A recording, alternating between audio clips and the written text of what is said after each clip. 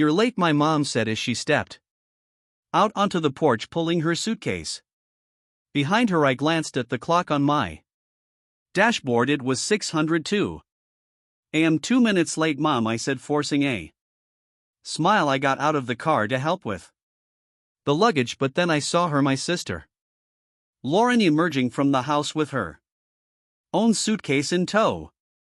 My smile froze. "What's going on?" I asked, trying to keep my voice steady. My mom turned to me, her expression far too cheerful for the situation. "Oh, Violet, we decided Lauren should come instead of you. She's been so stressed lately and she really needs this trip." My chest tightened. "Instead of me, Mom, I've been planning this for years. I paid for everything." She waved her hand dismissively as if I just pointed out something trivial and were grateful.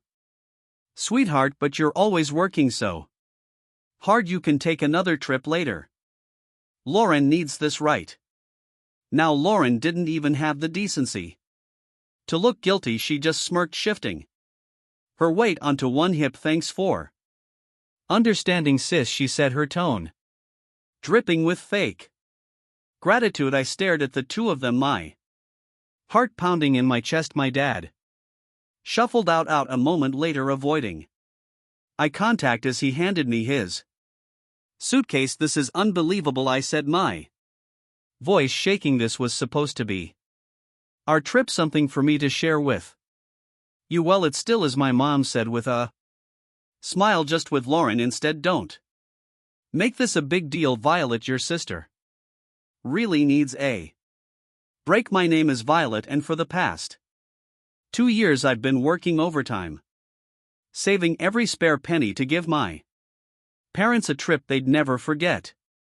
Flights, luxury hotels, guided tours. I planned every detail down to the last dinner reservation. But as I stood there in my parents' driveway watching my sister get into the back seat of my car, I realized something I'd been avoiding for years. It didn't matter how much effort I put in their eyes, Lauren would always come first. I clenched my jaw, biting back the sharp retort sitting on the tip of my tongue. Instead, I forced a tight smile and opened the trunk.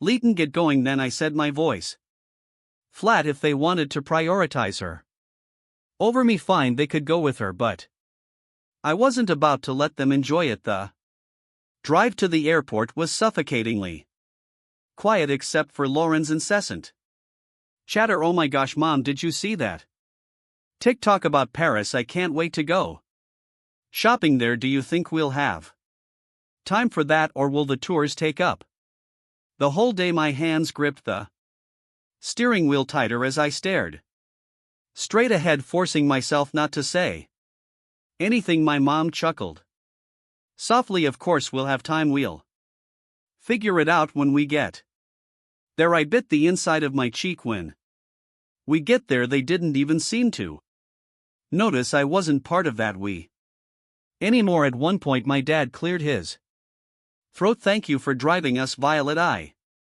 know this probably feels unusual." I glanced at him in the rearview mirror.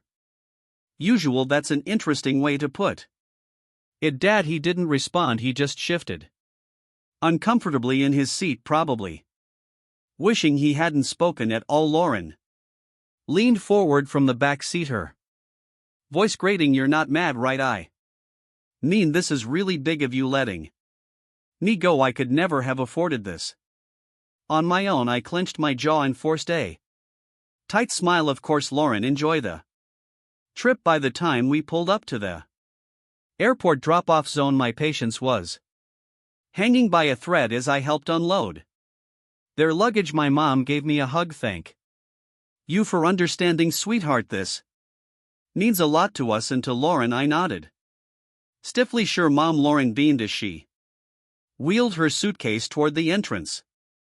"Thanks, Violet, you're the best." I stood there watching them disappear into the terminal, my chest tight with anger and hurt. The ride back home was a blur. I replayed the conversation in my head, over and over, each word cutting deeper. Then the last, "This means a lot to Lauren.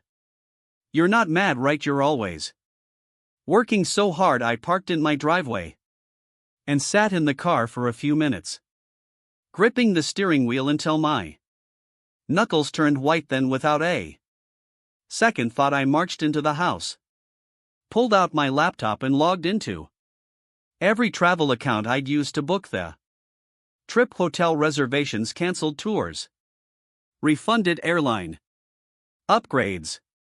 Nope. I stared at the confirmation emails piling up in my inbox, feeling the tightness in my chest start to ease. They wanted to take Lauren instead of me, fine. But they wouldn't be staying in five-star hotels or enjoying private tours on my dime. When I closed my laptop, a sense of satisfaction settled over me.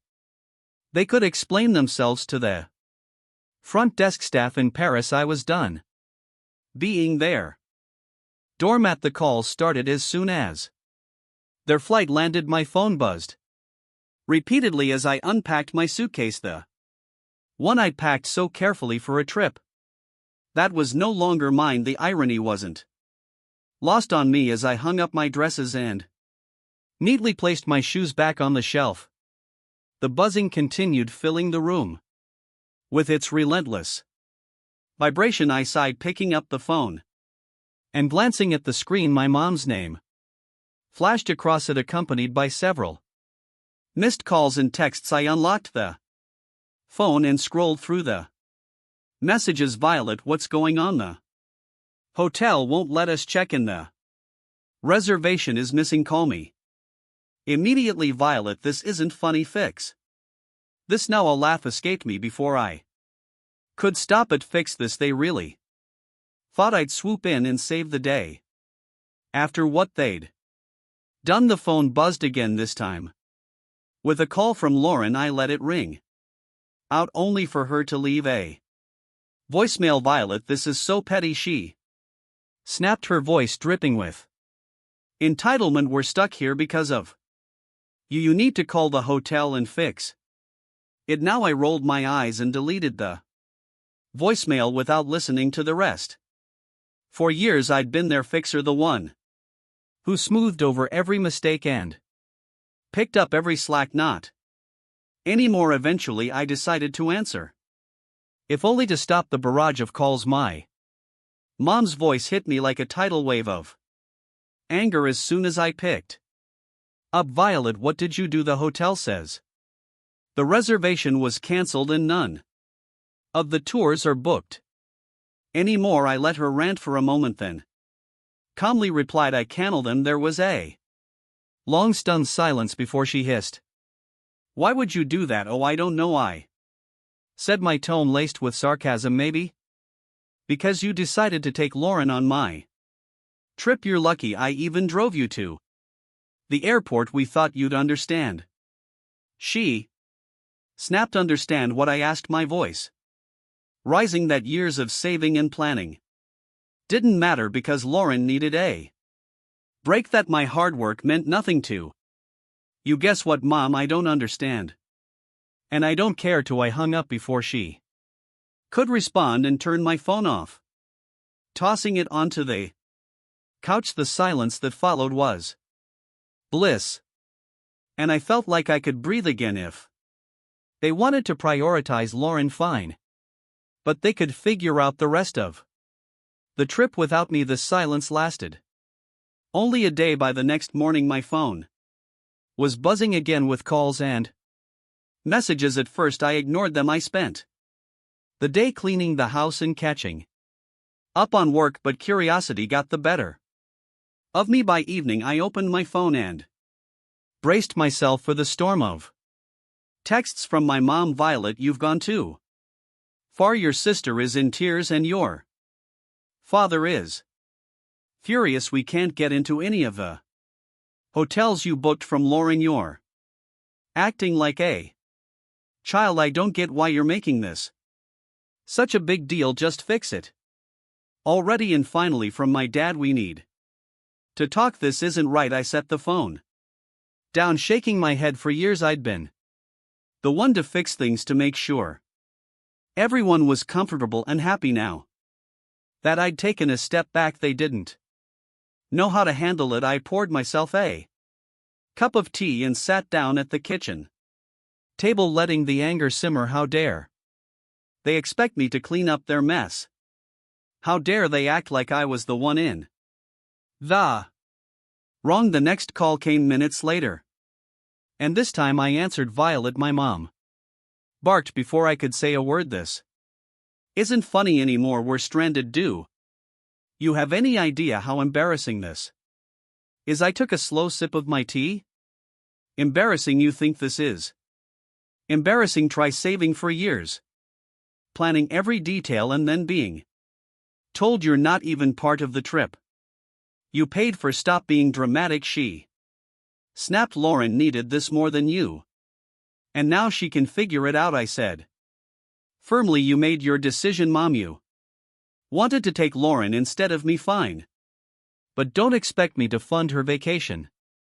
We're family, she hissed. We don't do this to each other. I let out a bitter laugh. Funny, I was just thinking the same thing. Lauren's voice came through the background, whining. Mom, just hang up on her. She's being impossible. That was the final straw. Enjoy your trip, I said, my tone icy. Oh wait, you can't, because it's not your trip. It was mine, and now it's nobody's. Goodbye. I hung up before she could respond and turned my phone off again. For the rest of the evening I felt an odd mix of anger and relief. Anger that they'd put me in this position, but relief that I'd finally stood up for myself. They could call me dramatic all they wanted. For the first time in my life, I wasn't letting them take advantage of me. The next few days were blissfully quiet with my phone turned off. I finally had space to think clearly, free from the barrage of guilt trips and accusations. I spent my morning sipping coffee on my back porch, enjoying the calm I'd craved for so long. My afternoons were filled with work and catching up on little projects I'd been putting off, things that reminded me how capable I was when I wasn't bogged down by their endless demands. But by the third day, curiosity got the better of me. I turned my phone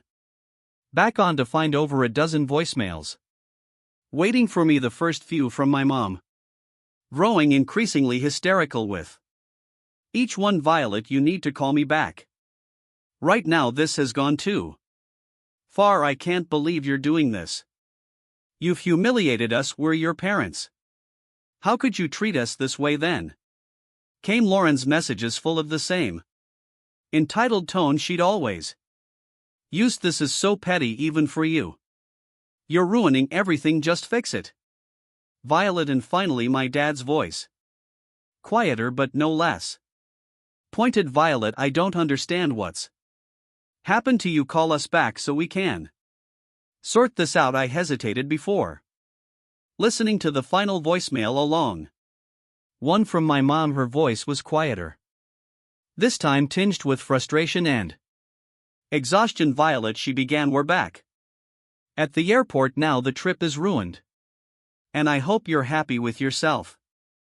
Your sister is devastated, and your father and I are, well, disappointed. Doesn't even begin to cover it. Call us when you're ready to talk. I deleted the voicemails without replying. I wasn't ready to talk, and honestly, I didn't know if I ever would be. This wasn't a one-time mistake. It was the culmination of years of them putting Lauren first and expecting me to accept it with a smile. As the hours passed, I found myself reflecting on all the times I'd been overlooked or dismissed. Every holiday where Lauren's whims dictated the plans, every family gathering where my accomplishments were treated as afterthoughts. This trip had been a breaking point, but the cracks had been forming for years. That evening, Grace stopped by, unannounced, carrying 2 cups of coffee and an unmistakable look of curiosity. I heard about what happened, she said, setting the coffee on the table. Your mom called me.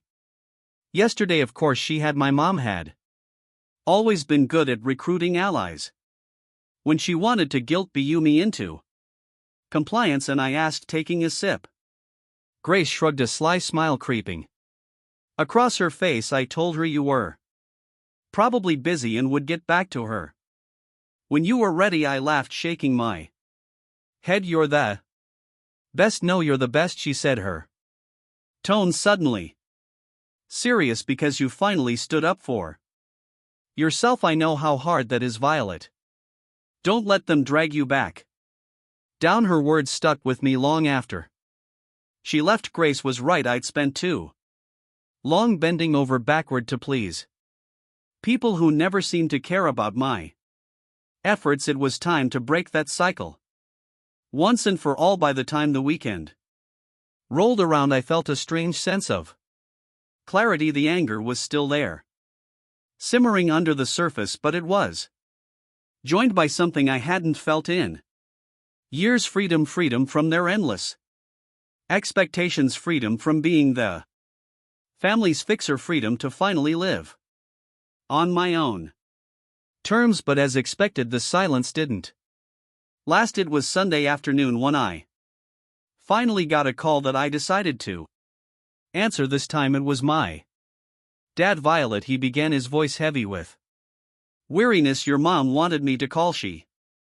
thinks you'll listen to me. Go on, I said, leaning back in my chair. He let out a sigh. Look, this has all gotten out of hand. Your mom's upset, Lauren's furious, and well, it's just a mess, but you're better than this. I stiffened, his words igniting a fresh wave of anger. Better than what, Dad? Standing up for myself, refusing to let you walk all over me again. That's not what I meant, he said quickly. It's just you've always been the reasonable one, the one who keeps everything together.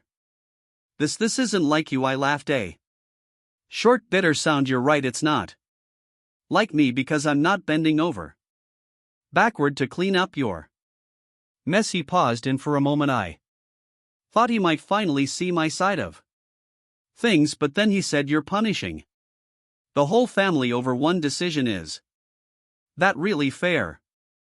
Fair, I repeated, my voice rising. You want to talk about fair? Was it fair when you and Mom decided I wasn't important enough to be part of the trip I planned? Was it fair when you replaced me with Lauren, like I didn't matter? That's not what we were trying to do, he said, his tone defensive. Now, we just thought Lauren needed it more. Of course you did, I snapped. You always think she needs more attention, more support, more of everything, and I'm always the one expected to sacrifice for her. Not anymore. The silence on the other end of the line was deafening. Finally he said, I don't know what you want me to say. I don't need you to say anything, I replied, my voice steady. I just need you to understand that I'm done being the afterthought. From now on, I come first. Violet, goodbye, Dad. I ended the call and set the phone down, my hands trembling.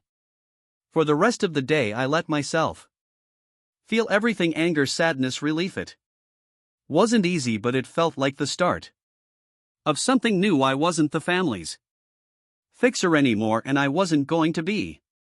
They could figure out how to clean up their own messes. When my parents and Lauren finally returned, I was waiting for them at their house. I'd parked in their driveway, sipping coffee and feeling surprisingly calm as I watched their taxi pull up. As they stepped out, dragging their suitcases behind them, their faces were a mix of exhaustion and irritation. Lauren was the first to speak. Well, I hope you're happy, Violet. I raised an eyebrow, staying seated on the porch swing, happy about what our trip was a disaster. My mom snapped, waving her hand as if to brush the whole thing away. We spent the entire week staying in dingy hotels and eating terrible food because we couldn't afford anything decent. And don't get me Started on the tours, Lauren chimed in. Crossing her arms, oh wait, there weren't any. Do you know how embarrassing it was to show up and be told there was no reservation? I took another sip of coffee, letting their complaints wash over me. Sounds rough, I said finally, my voice calm. But you wanted to take Lauren. Remember, I'm sure you all had some great bonding time. That's not the point, my mom shot back, her voice rising. You knew we couldn't afford all the things you'd planned. You set us up to fail. And I stood up, setting my mug down on the small table next to me. No, Mom, I didn't set you up for anything. I planned a trip for the three of us, something special I'd been saving for years. You're the ones who decided to cut me out at the last second. My dad finally spoke up, his tone quieter but no less accusatory. You didn't have to cancel everything, Violet. That was extreme, was it? I asked, folding my arms. Why should I have paid for a trip I wasn't even invited to? If Lauren needed it so badly, you should have planned it yourselves. You are lucky that I didn't cancel the return flight. Lauren rolled her eyes. You're so dramatic. It's just money, Violet, and you're so entitled. I shot back, my patience finally snapping. Do you have any idea how much work and sacrifice went into planning that trip? Or do you just assume things magically appear for you because someone else takes care of it? They stood there, stunned into silence for a moment. I've spent years being the responsible one, I continued, my voice steady but firm. The one who fixes things, plans things, makes sure everything runs smoothly, and you've spent just as long taking it all for granted. That's not fair, my mom started, but I held up a hand to stop her. No, Mom. What's not fair is how you treated me. You chose Lauren over me, like always, so I chose to stop being your doormat. You didn't want me on the trip, fine, but you don't get to enjoy the benefits of my hard work without me. I grabbed my bag from the porch swing and turned to leave.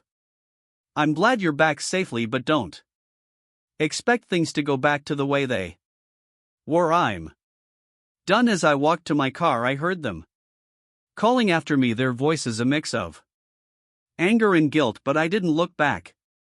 The drive home from my parents' house felt strange, peaceful. For years, every visit had left me emotionally drained.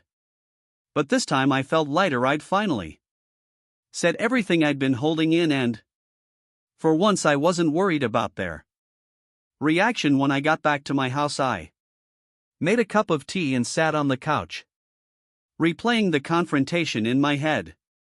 They'd been so sure I'd fold, that I'd give in like always, but watching their stunned faces as I walked away was a reminder of how much I'd changed. They could be angry, hurt, or embarrassed. It didn't matter anymore. I was done living my life to meet their expectations. The next day I got a call from Grace. How'd it go, she asked, not bothering with pleasantries. I laughed, leaning back against the kitchen counter. Exactly like you'd imagine. They're furious, Lauren pouting, and Mom is probably trying to figure out how to guilt me back into line. Grace let out a snort. Let her try.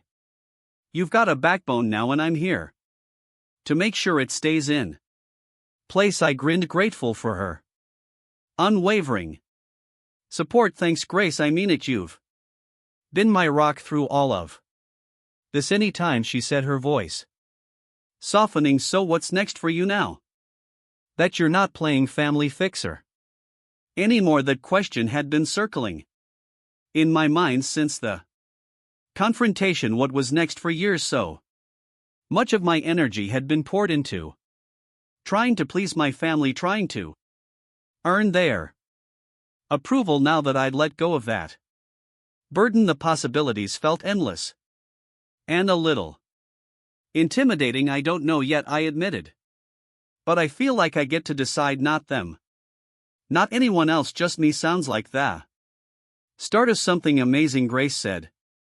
And I could hear the smile in her voice. Over the next few weeks I started making small changes that felt big in their own way. I redecorated my living room, swapping out the hand-me-down furniture from my parents for pieces that felt uniquely mine. I spent weekends exploring local cafes and parks, things I'd always meant to do but never made time for, and I started journaling, writing down my thoughts and dreams without filtering them through the lens of what anyone else might think. Each small step felt like reclaiming a part of myself I hadn't realized I'd lost. One evening I sat down with my laptop and opened the spreadsheet I'd used to plan the trip. The cancelled reservations stared back at me, and I didn't feel a pang of regret. Instead, I felt a surge of determination that money had been meant for a once-in-a-lifetime experience, and I wasn't going to let it go to waste. Closing the spreadsheet, I opened a new browser tab and typed solo travel ideas. A few weeks after my parents' return, I booked a solo trip to Italy. It wasn't the same itinerary I'd planned for them, and it wasn't about proving a point anymore. This was for me a chance to celebrate my independence and finally put myself first. The moment I landed in Rome, I felt a surge of excitement and nervousness.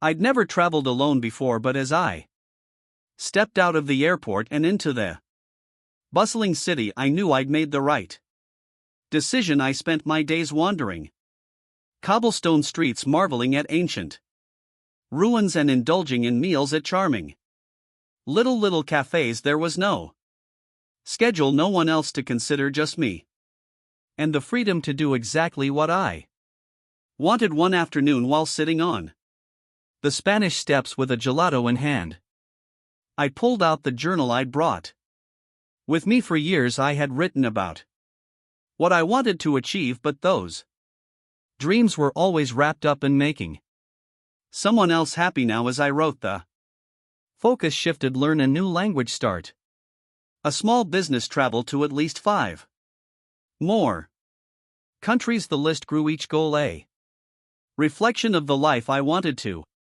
create, not the one I'd been expected to live. On my last night in Florence, I had dinner at a small family-run restaurant overlooking the Arno River. As I watched the sunset paint the sky in hues of orange and pink, I felt a deep sense of peace. This trip had been more than just a vacation, it was a turning point. I'd spent so much of my life trying to earn my family's approval, but here, thousands of miles away, I realized something important. I didn't need it, I was enough just as I was. When I returned home, my parents tried to reach out again, this time with softer tones and carefully worded messages. Hope you had a nice trip. One text from my mom read, maybe we can all talk soon. I stared at the message for a moment before setting my phone down. I wasn't ready to reply, and that was okay. This time it would be on my terms. As I unpacked my suitcase and placed souvenirs on my shelves, I felt a sense of pride. A week after returning from my trip, I received a call from my mom. This time I answered. Hi, Violet, she began, her tone unusually soft. How was your trip? It was amazing, I replied, keeping my voice neutral. That's good to hear, she said, pausing as if searching for the right words. We've been thinking a lot about what happened. Maybe we handled things poorly. The admission surprised me, but I wasn't ready to let her off the hook just yet. Poorly? You replaced me on a trip I planned and paid for without even asking. Poorly is an understatement, I know, she said quietly. Your dad and we didn't realize how much it would hurt you and Lauren. I asked, does she feel bad too, or is she still blaming me for ruining her vacation? She's upset, my mom admitted, but I think she knows she could have handled things better, I sighed, leaning against the counter. Mom, this wasn't just about the trip, it's about years of putting her first and expecting me to pick up the slack. I'm not doing it anymore, I understand, she said after a moment. We're going to try to do better.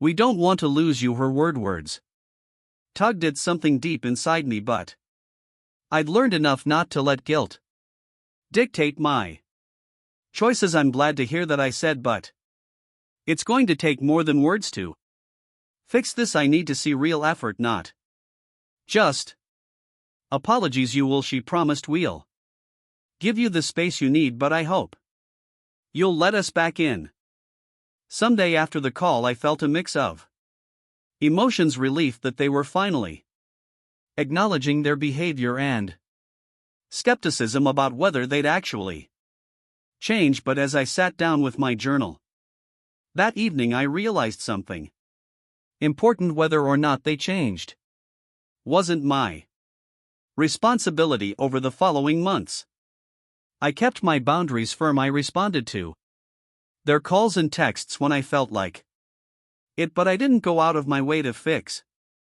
things or smooth over conflicts. Instead, I focused on building the life I wanted. I signed up for a photography class, something I'd always dreamed of doing but never had the time or energy for. I joined a local hiking group and even started planning my next solo trip. Each step I took felt like reclaiming another part of myself. One day, as I sat on my porch watching the sunset, I realized how far I'd come. I wasn't the person who bent over backward for people who didn't appreciate me. I was someone who valued herself, who set boundaries, and who wasn't afraid to stand up for what she deserved. I felt truly free.